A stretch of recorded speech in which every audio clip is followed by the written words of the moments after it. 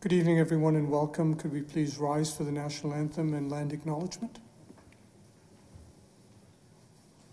We would like to acknowledge that we are here today on the traditional territory of the Mississaugas of the Credit First Nation. Nous tenons à reconnaître que nous sommes sur le territoire traditionnel des Mississaugas de la Première Nation de Credit. O Canada, our home and native land, true patriot love in all of us command. Quand ton bras s'est porté le pays, il s'est porté la croix. Ton histoire est une épopée des plus brillants exploits. God keep our land glorious and free. Oh Canada, we stand on guard for thee. Oh Canada, we stand on guard for thee.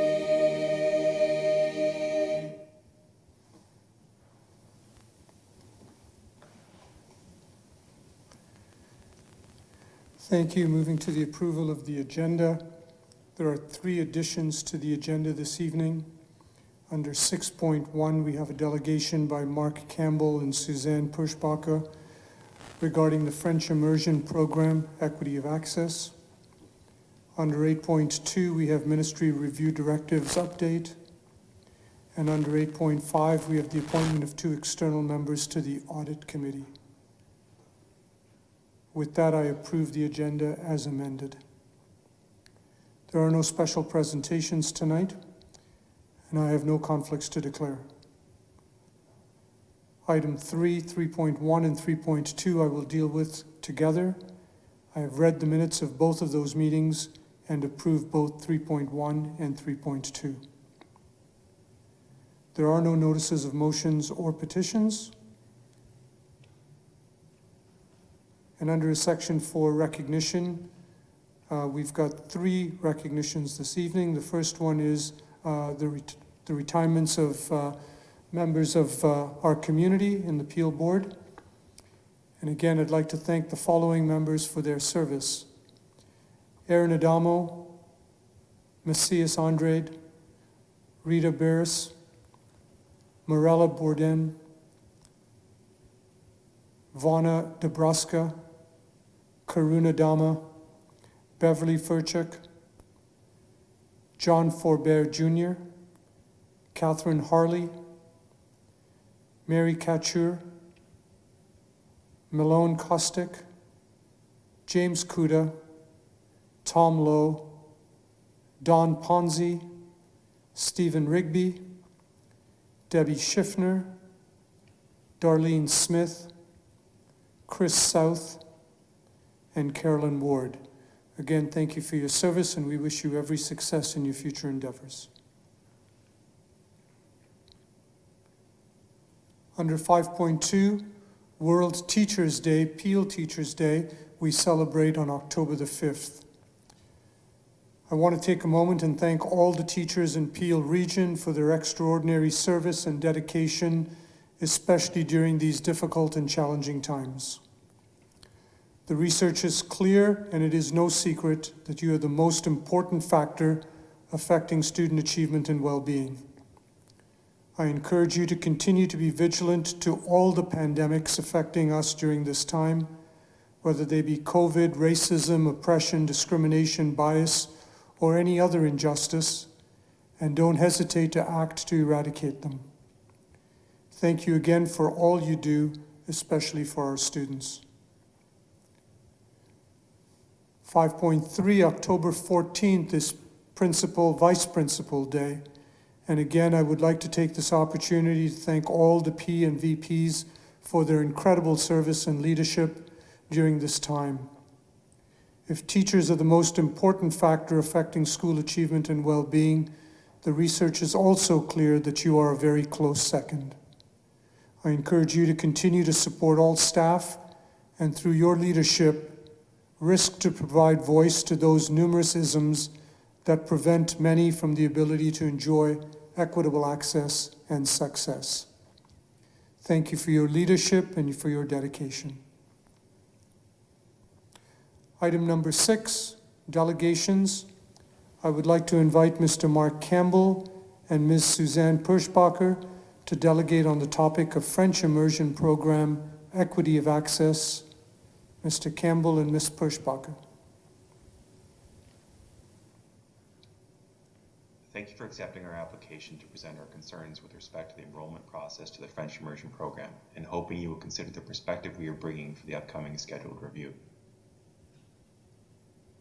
The background to the current problem is that there is more demand than available spaces for the French Immersion Program. The process of gaining entrance to French Immersion requires selection in a lottery, and PDSB has removed its policy which provided a spot to an applicant when a sibling gains an acceptance. The problem with the current process is that in an attempt to create equity for the community it serves, the PDSB has failed to consider equity for families.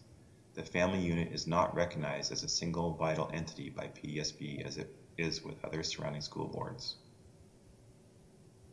Why does equity of access for families with more than one child matter? Well, siblings that don't gain entrance when their other sibling does create strain in the family dynamic at many levels. And these factors are not evident until you are living it, and that's when they show themselves.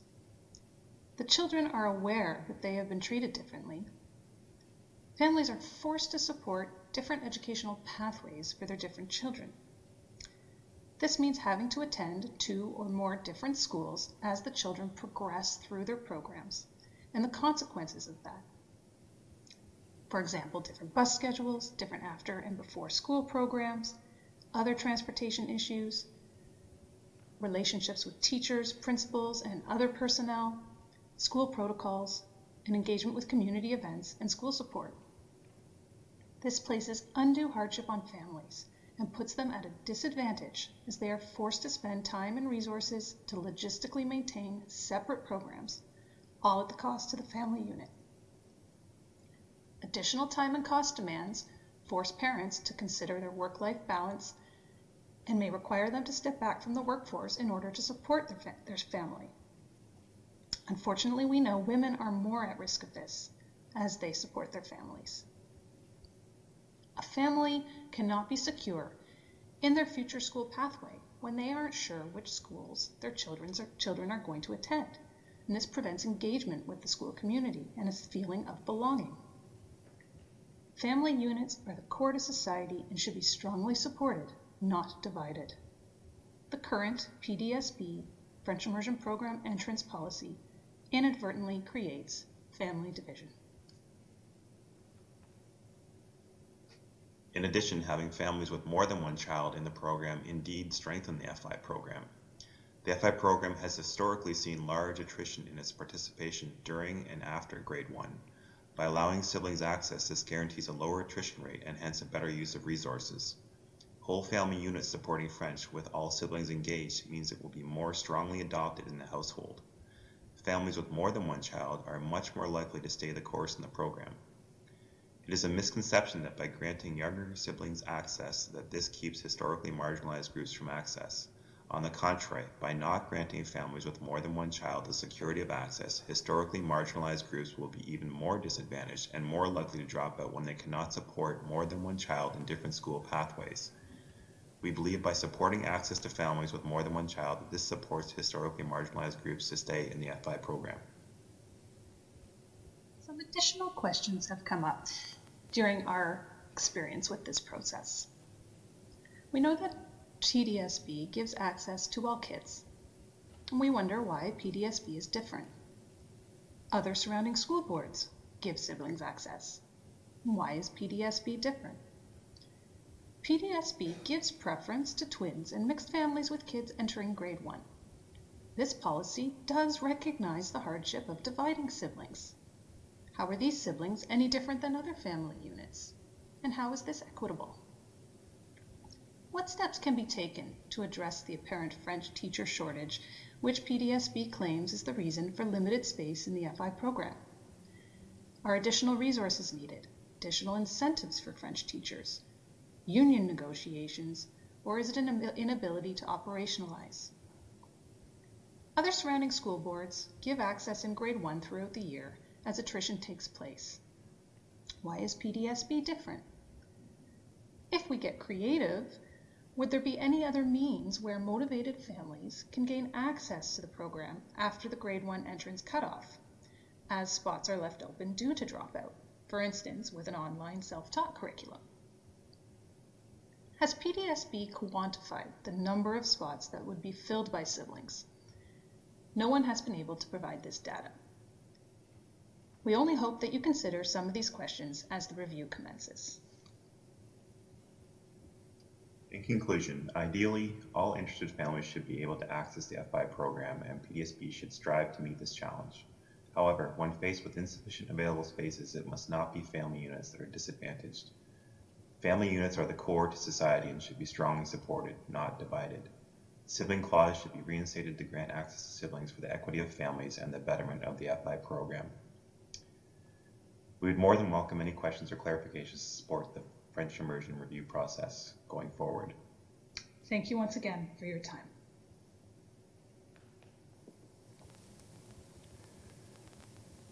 Thank you, Mr. Campbell and Ms. Perschbacher, for your presentation, your deeply thoughtful presentation, and for raising many relevant points and questions that need to be considered as we look at the French immersion review. Later this evening, we have a report on the agenda, as you're well aware, that speaks to French immersion. And so for now, I don't have any questions. I think you've been very succinct and very thoughtful in terms of raising the questions that we need to consider. So for now, I will receive and refer your delegation to Director Russell Rollins, and we will be speaking to this a little bit later on in the agenda as well. Thank you again for your time and for your presentation. It's much appreciated.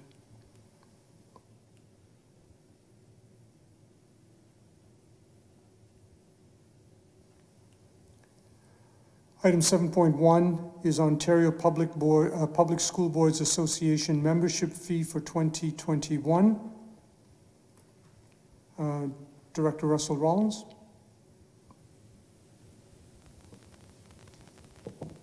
Thank you. Through you, Supervisor Rodriguez. On page 31 of the agenda, it shows the invoice for membership in the Ontario Public School Boards Association. The membership fee for 2020-2021 totals $255,108. The report before you this evening requests approval to pay that invoice for the membership in the Ontario Public School Boards Association. Thank you, Director. I've got a couple of questions. One is, I read in the report that there was a 0% increase from the previous year. Were we able to in fact confirm that there was a 0% increase? Thank you, Supervisor Rodriguez. I will ask Associate Director Gill to answer that question.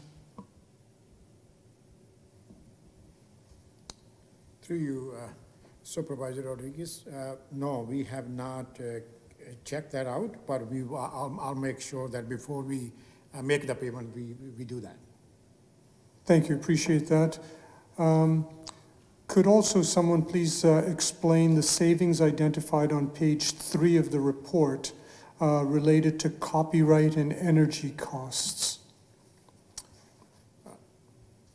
Through you, Supervisor Rodriguez, the energy costs, what it is that they do, whenever a local utility wants to apply for a rate increase, OPSBA, they do review that application, and on behalf of the local school board, they will actually go and provide their own analysis to see if the rate increase is justified, and the savings which are reflected in here are the savings between what the rate would win if they would not have done their own analysis and provided that in the hearing against what eventually the rate got approved. So that is the actual savings they have reflected for the school boards.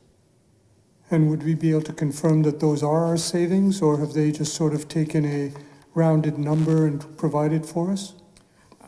Through you, Supervisor Rodriguez, these are the savings that we will have to go and in fact actually look into the applications. We don't have that information, so we rely on the information that is provided in this report, and I'm assuming those are the actual numbers when compared to what the application asked for the rate increase against what was actually approved. Thank you.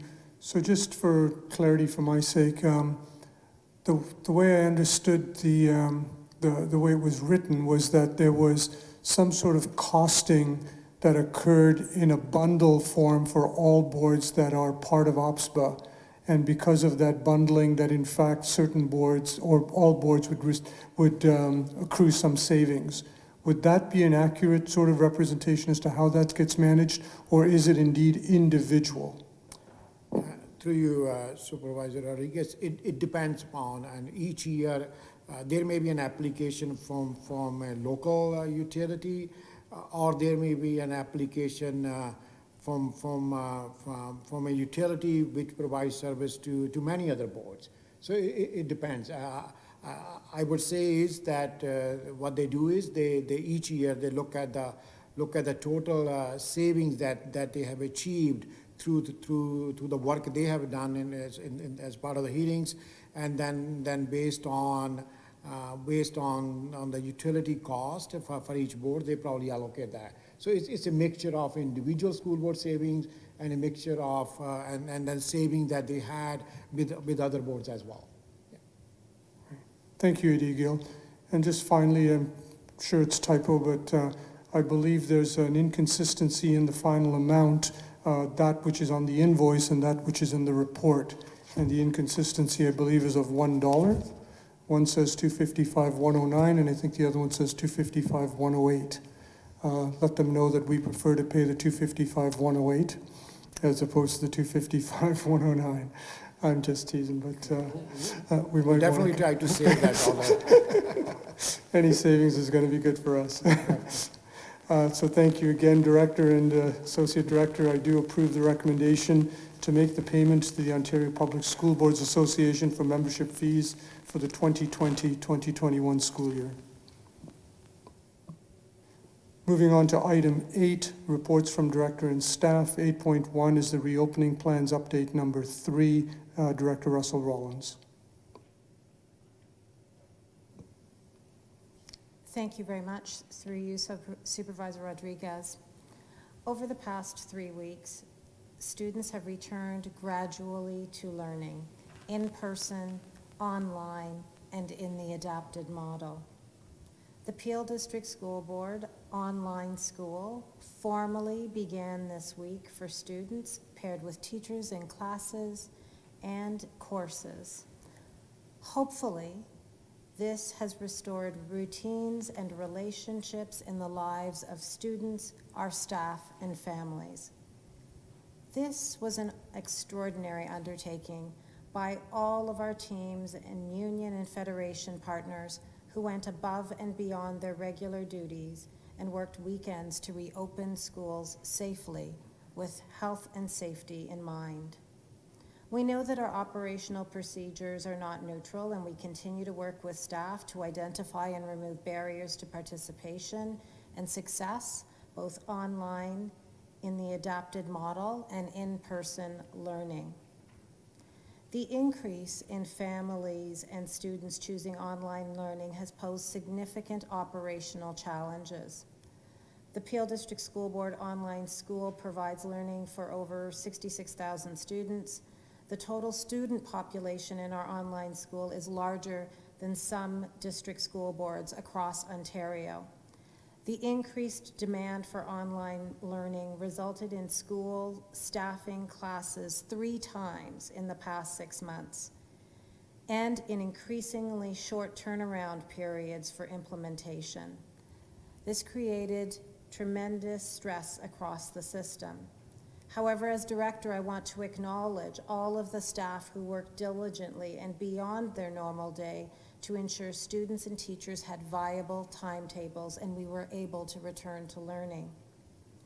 During the staffing process, ministry grants and the Peel District School Board Reserve Fund was used to add approximately 220 teachers, to lower class sizes in elementary, secondary, and to staff our special education programs.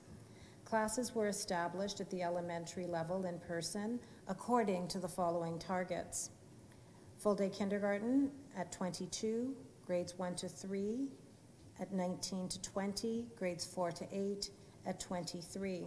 I want to emphasize that these were targets that were used in the hand timetabling and placement of students in classes across the system.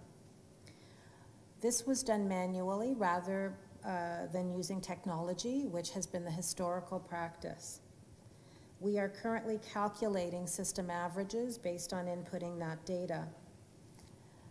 Additional staffing was also used to lower class sizes in communities most impacted historically by COVID-19 and also considering the Peel District School Board's Social Vulnerabilities Index.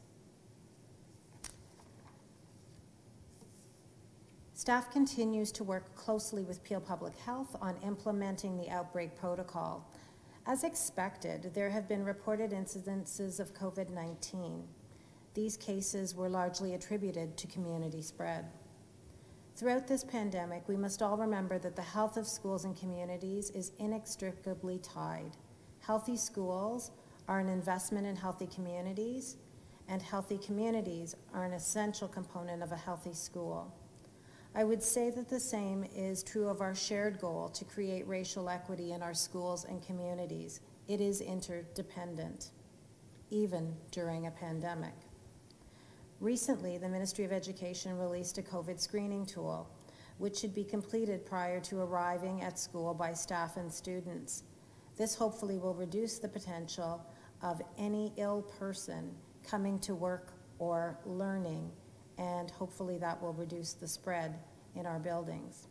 We are pursuing how to promote the use of this screening tool to both our families and to staff.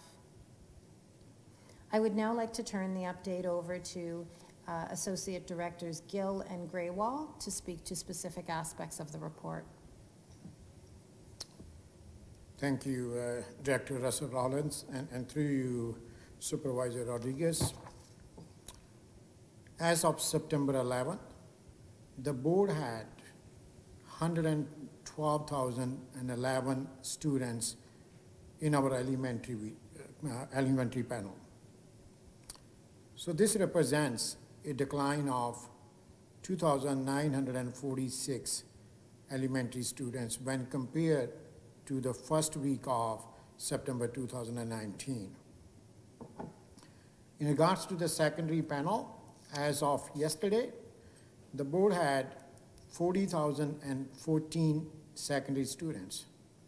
So this represents an enrollment decline of 1,412 students from September 2019.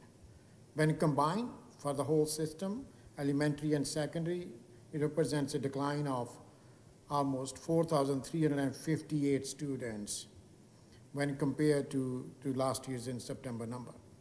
In February, when staff done the enrollment projections, the projections was a growth of almost 600 students for both combined elementary and secondary. So when you compare that, add that to the decline we actually see now, so that's a loss of almost 5,000 students when compared to the February enrollment projections. So I'm going to pass on to Associate Director Gurwal. Thank you, Associate Director Gill.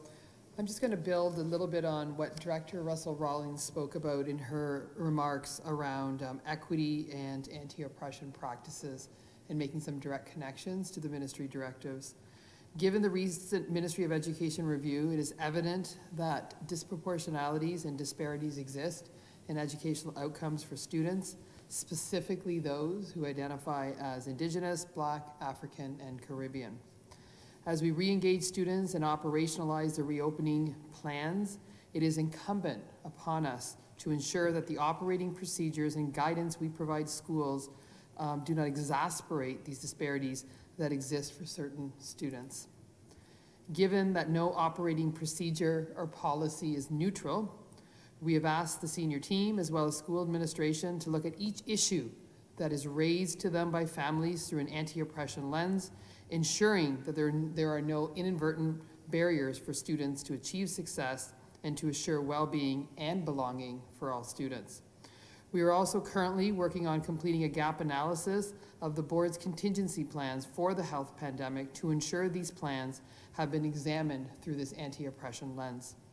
If gaps are identified through this analysis, these gaps will be corrected and more inclusive practices will be articulated to schools, ultimately positively impacting our students and the families that we serve.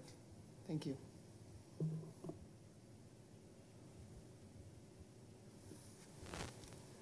Thank you for the report, Director Russell Rollins, AD Gill, and AD Gruwal. A couple questions around the reopening plans that continue to sort of pop up, if you will. There seems to be an ongoing understanding, if you will, that given the situation as cases start to rise, and we hear that happening in and out of the system, the notion is, and even when schools are identified that somebody in a particular school has been identified as positive, students wanting to switch from in-school to online at that time.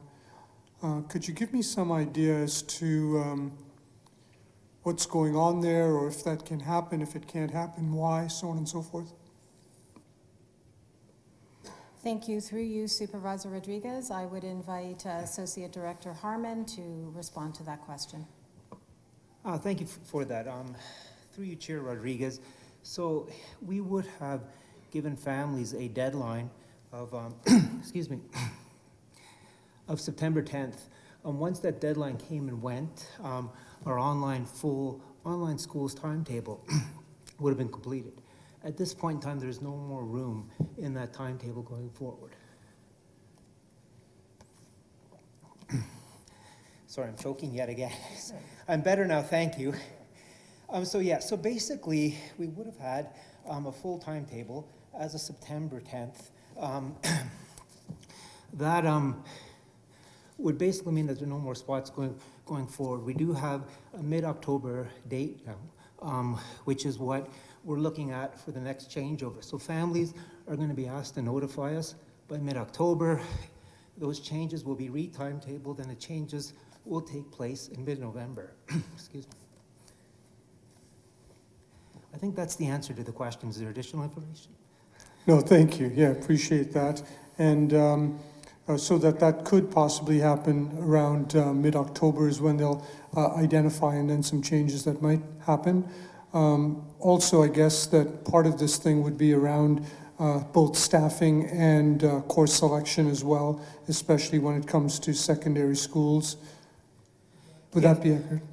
Yeah, thank you. Through you, Chair. The way it's going to go forward is that we're going to likely look at informing families of the opportunity to make a change in early October.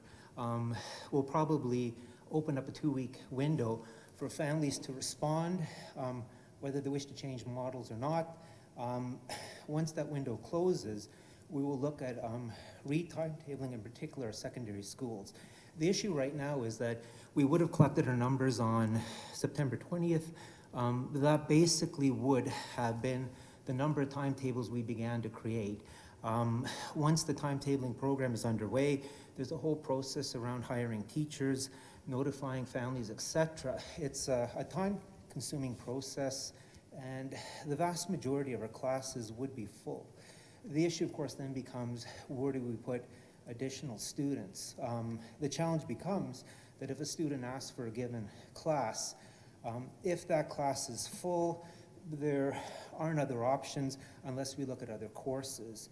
In addition to that, adding teachers isn't necessarily a solution, because if you have 300 additional kids looking for a timetable, the concern becomes they are likely looking for different courses, different grade levels, etc. So if you add a teacher, even if you add 5 teachers, you may open up 10 sections, 10 courses, but they simply may not have a broad enough spread of courses and grades to meet all of the needs. So actually adding more teachers is not necessarily a solution unless you are adding a vast amount of teachers and are prepared to go with some partially empty sections. So the way we're approaching this right now is that we will fill all of our spots to cap. We will have some allowances to go past cap by 2, which is in the collective agreement. Once those spots are full, we will have to ask families to follow the deadlines I just gave, which is an October 1st deadline for us putting this out to the system.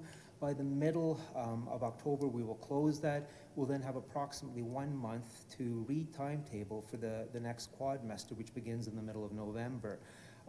That should be able to accommodate all of the families who request online at that point in time.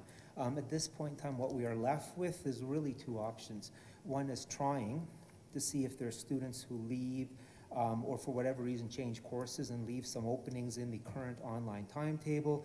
The other option is, of course, to work through the school. And I think the best advice at this point in time for families is to look at your bricks and mortar courses, to judge again what is considered a safe option for coming into school, come into school with as much regularity as possible, with the understanding we do have synchronous happening, obviously on off days as well in the afternoon, and really try to work with the school to find a way to proceed and work through the credit.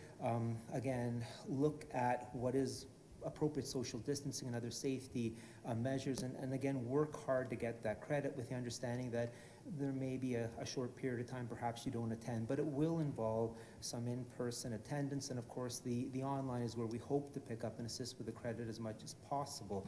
But I think deferring the family to the school is the most important thing at this point in time, and again, keeping an eye out for us to announce in and around October 1st that we'll be opening approximately a 2-week window for families to formally make a choice, and more information will come out in around October 1st in terms of whether they wish to switch models or not, and we will at that point be prepared to accommodate. We've started conversations around that already. Our online timetable produced 11,499 timetables, which is a huge task to do in a period of about 10 days. A normal secondary school timetable is built over the course of 3 months for about 1,200 kids. So it was a huge task done in a very short period of time. We're now trying to leave more time heading into the next quadmester. We're confident we can meet parent needs at that point in time, but we have to get people's choices in by the deadline. Similar to us having to honor the September 10th deadline, we are going to have to honor our mid-October deadline, whether it's October 14th or 16th, it'll be in that range. Families will have to make a choice by then, and they will need to abide by that choice going forward. More information to come, but that's basically where we're at right now. Thank you. Appreciate the complexity, A.D. Harmon. Director Russell Rollins, another question around middle school and class sizes in middle school, and have they sort of been bumped up or starting to kind of grow given this other situation? Is that currently happening, or are we looking at that as well? Through you, Supervisor Rodriguez. As stated, our targets for in-class, in-person learning for grades 4 to 8, which would include grades 7 and 8, is 23. We recognize that that's a target. That would mean that there are classes that are below that in terms of total enrollment, as well as there are classes that may be above that target. Working with superintendents as well as associate directors Gill and Harmon, we are addressing large class sizes where we can make changes that are within our parameters. We continue to monitor the numbers, but we also know that there is movement potentially from in-person to online. where feasible, and so we continue to look at how we use our staffing effectively in the ways described by Associate Director Harmon. So just to summarize, we are in fact taking a careful look at all of our class sizes, which include our middle schools, and seeking to get as close to the target as possible. Thank you, I appreciate that as well. All right, I have no other questions around the reopening plans, and so thank you for all of those and for the work that continues to happen. And I know, as I suggested, how complex it is and how scaffolding it has to kind of be as you sort of work through it. So thank you to staff for all the work that's being done over there. I will receive the report on 8.1 around the reopening of plans. 8.2 is Ministry Review Directives. Director Russell Rollins. Thank you very much, Supervisor Rodriguez. Since I assumed responsibility as the director for the board 7 weeks ago, my goal has been to A, review the status of each of the 27 directives in the Ministry of Education's report on the Peel District School Board, B, to map out the assets of the organization to fulfill the commitments and actions required in the report, especially as it pertains to anti-racism, anti-Indigenous racism, anti-oppression, and anti-Black racism. And C, to review the work that was previously submitted to the Ministry of Education prior to my appointment related to the directives. It is my initial assessment that there is limited internal capacity to analyze and challenge anti-Indigenous racism, anti-Black racism, and anti-oppression, although many staff throughout the organization have expressed a commitment to learning in these areas. It is also my assessment that the work done to date on the directive needs to be reviewed through an anti-oppressive perspective and revised to address the feedback provided by the Ministry of Education. And lastly, in light of the extraordinary demands placed on the Peel District School Board in reopening schools during this pandemic, resources need to be devoted to create a transformation team that coordinates the development of the directives. This coordination requires a conceptual framework to guide the implementation in a way that is coherent, interconnected, and informed by stakeholders. Within the report tonight, there are a number of principles that will guide the alignment of the directives into an overall systems strategy. For example, one of the principles sets out an expectation that all of the actions within the directives are to be developed through an anti-racist and anti-oppressive analysis. It establishes that the anti-racism, human rights, and community engagement policies are the foundation for effective implementation of all of the directives. It states that we expect shared leadership and accountability for identifying, removing the personal, interpersonal, and institutional practices that create barriers for students and staff. These principles will inform the scope and sequence required to implement the directives coherently. What do I mean by that? It means that without an anti-racism policy, it makes it very difficult to meaningfully disrupt suspension and expulsion practices without rooting it in a policy framework. What it means is that without a community engagement framework, it makes it hard to engage communities in a respectful and authentic way without missing any voices that are important to inform the development of these directives. Those are the places we need to start, urgently. And I want to be clear that although staff is seeking an extension to the fall timeline stated in the report, an extension that would take us to the December board meeting, the work of the directives is ongoing. You will note that within the report, we have identified some of the actions that have been taken to date.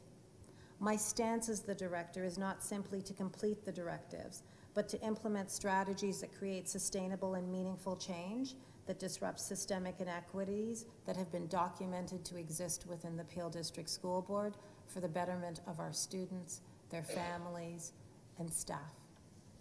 Thank you.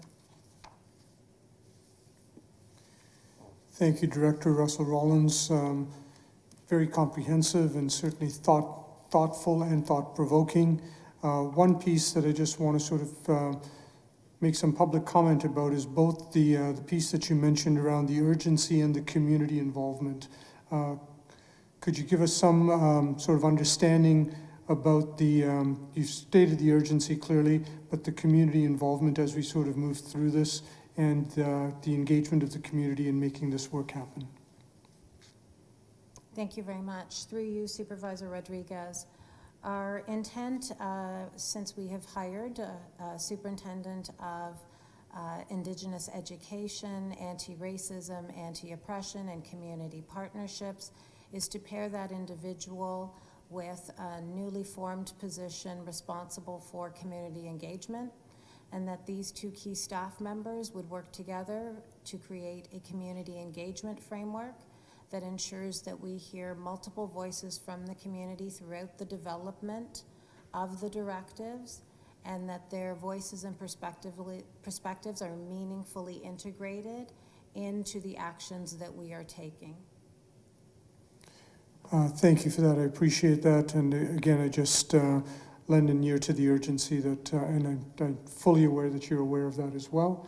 And the fact that you've mentioned that we will continue this work even though we're waiting for it to come back in the December meeting. So thank you, Director Russell Rollins, for that report.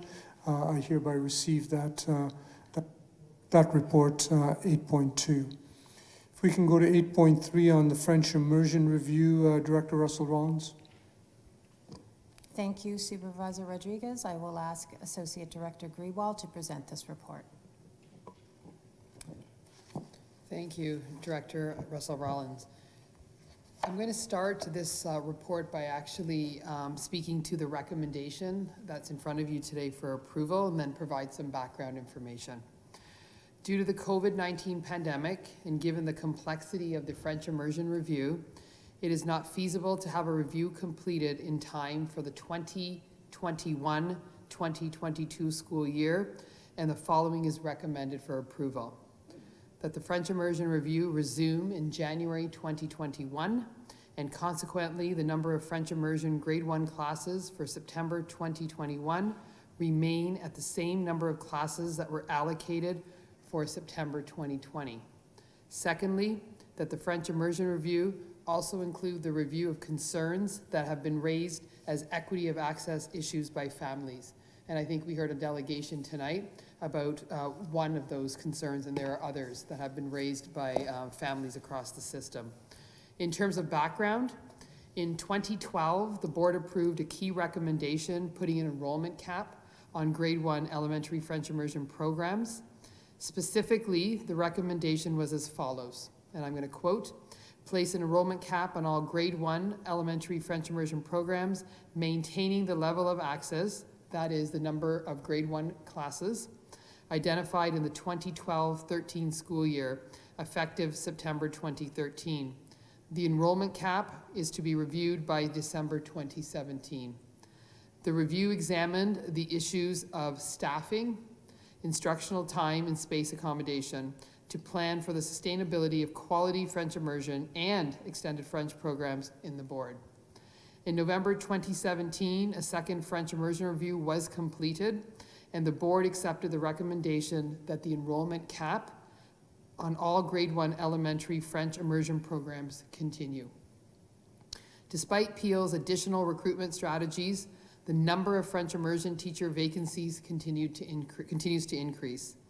As of December 2nd, 2019, there were 2 contract French immersion vacancies and 28 French immersion LTO, so long-term occasional vacancies in the system. There were many French immersion classrooms that did not have qualified French immersion teachers, thus impacting the integrity of the French immersion program. Consequently, staff recommended the following, and this recommendation was passed by the board in January 2020. That for September 2020, we're going to reduce the number of French immersion Grade 1 classes from the current number of 144 classes to 114. And then secondly, beginning in 2020, we would conduct a third French immersion review to examine the issues of staffing, instructional time, space accommodation to plan for the sustainability of quality French immersion and extended French programs in the board. The third review was started by the Curriculum and Instruction Support Services Department in March 2020. The review committee included 2 trustee representatives, 2 community representatives from Canadian Parents for French, and representatives from central departments. The first meeting took place on March 2nd, 2020, and included an introduction to a review, a terms of reference exercise, and a review of the proposed future meeting content and dates. With the provincial government shutting down schools effective March 13th, 2020 due to the COVID-19 pandemic, the third French immersion review was subsequently postponed.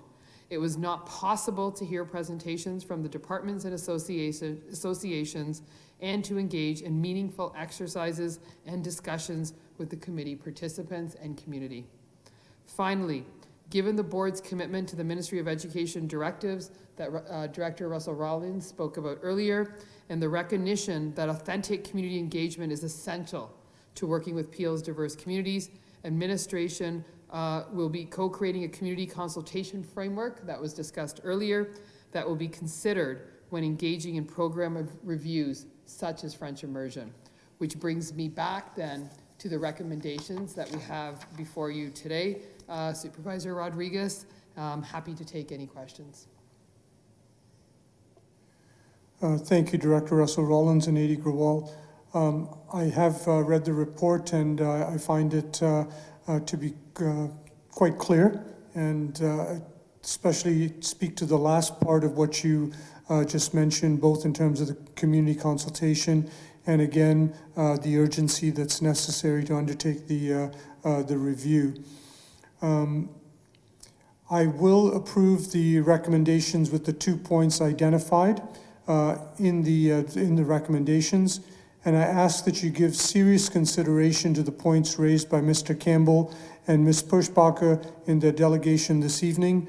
I thought their questions that they've left us with are both relevant and thoughtful, and I think as we sort of move through this particular review, the more that we have the community involved in providing some information for us, it's going to be helpful.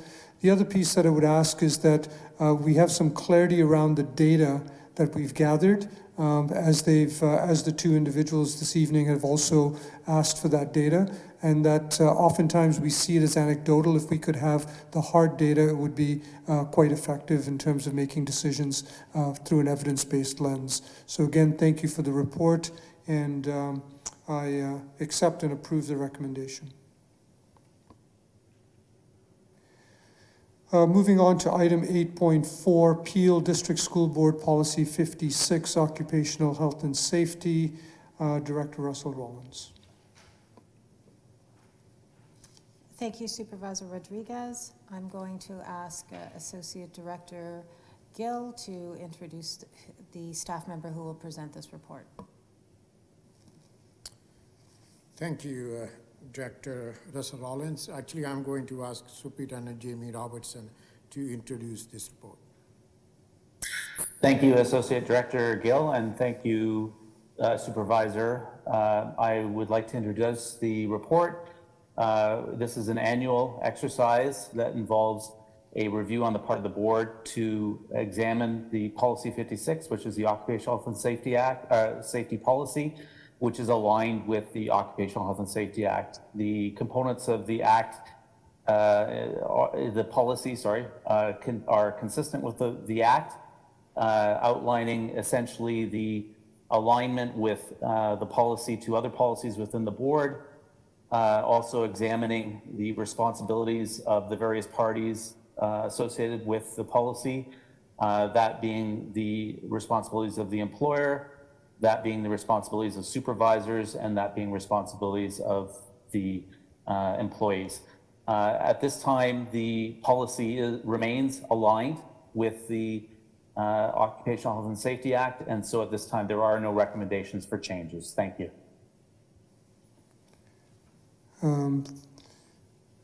Thank you, A.D. Gill, and thank you, Superintendent Robertson. Just a couple of questions. I noticed that there were no changes in this particular policy going forward. My question is, given the fact that this policy is aligned with the ones that you referenced, and I had an opportunity to read policy 51, 54, and 48, I'm just wondering that since there were no recommendations in terms of this particular review, and it's the exact same policy, could you help me understand as to whether the policy had been reviewed with an anti-Black African Caribbean lens or an anti-oppression lens, given what we are under right now? And thank you, Supervisor. The policy went through its regular review with regard to the process of the examination of the work that we do at the Joint Health and Safety Committee.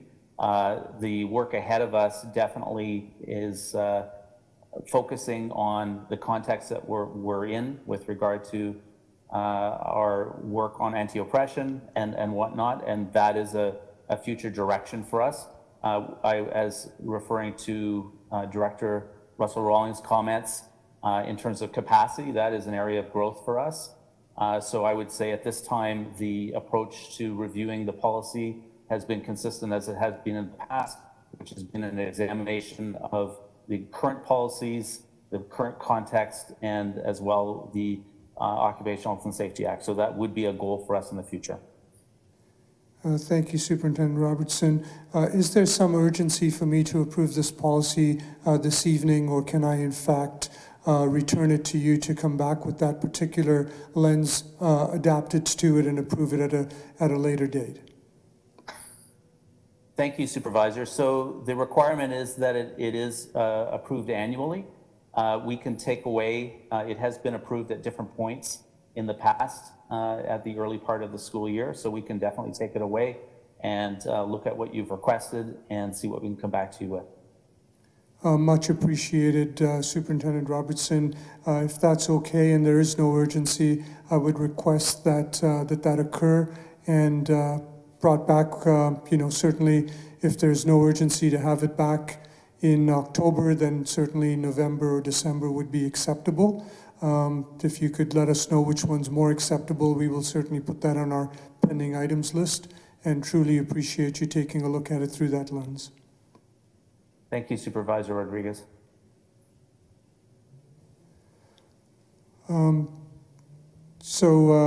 Board Reporter, we'll hold that approval off till the policy comes back again. Thank you very much. Item number 9, items for receipt, 9.1 to 9.6. I'll receive 9.1, 9.2, 9.5, and 9.6 together. And I will await receipt of items 9.3 and 9.4 when they become available at a future agenda.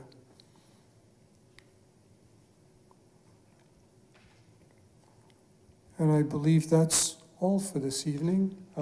Sorry, Associate Director Gill?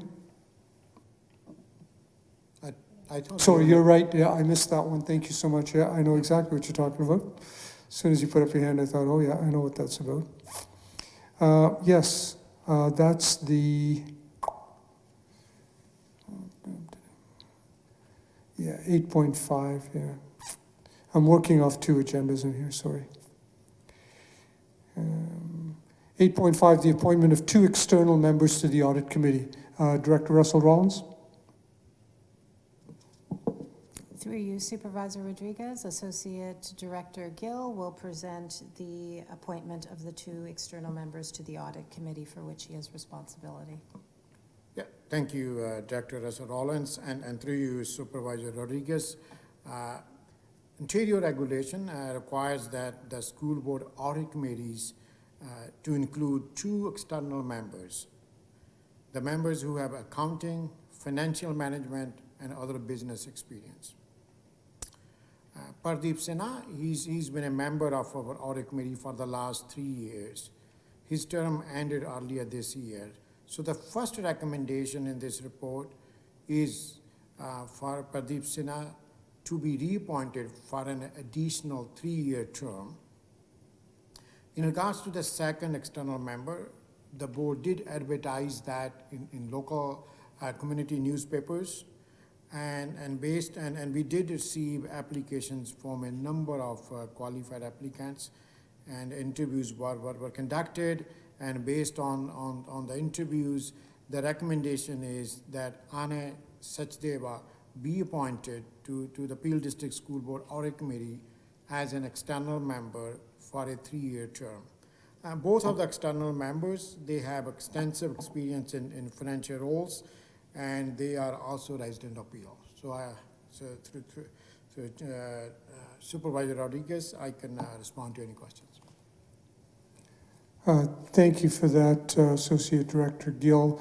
I'm assuming that there is diversity on this audit committee? Definitely, there is a diversity, even within the external members.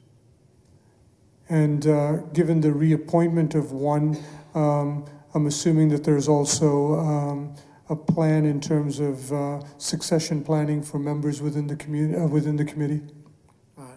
Definitely, actually, that was one of the reasons that for succession planning, we will have one individual who will have completed is the maximum 6 years, the other one starting with 3 years. So there's an overlap between the two external members, so that way they are not leaving at the same time. Thank you for that. With that, I approve the recommendation of the audit committee to appoint these two individuals, one being reappointed and the other one being appointed. Both, I believe, for 3-year terms, one commencing March 1st, 2020, and the other one commencing September 23rd, 2020. Thank you, AD Gill and Director Russell Rollins for that. Have I missed anything else? Thank you. Again, thanks staff for all of your work during these unprecedented times. And with all of that, we will adjourn this meeting.